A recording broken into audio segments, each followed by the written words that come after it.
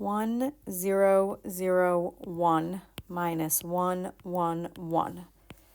We're in base 2, which means that each place value is made by bundling 2 of the previous place value.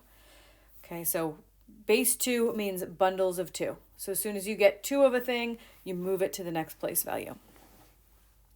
So I'm going to go ahead and subtract, start in the ones. 1 minus 1 is 0. No need for borrowing there. Okay, but I can't do 0 minus 1. Okay, so I'm going to have to borrow. I go to the next place value. There's nothing there. So go to the place value after that.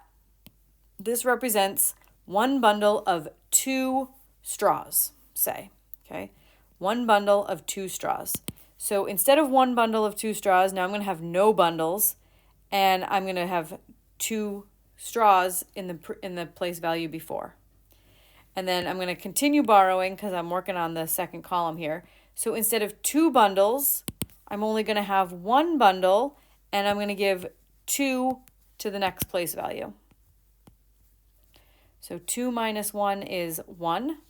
1 minus 1 is 0, so I don't have to write that. I have 1, 0. We're going to check by converting everything to base 10. 1, 0, 0, 1, base 2.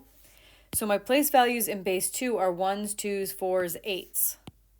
So this is 1 times 8 plus 0 times 4 plus 0 times 2 plus 1 times 1, which is 9.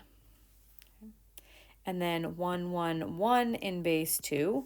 That's 1 times 4 plus 1 times 2 plus 1 times 1, which is 7.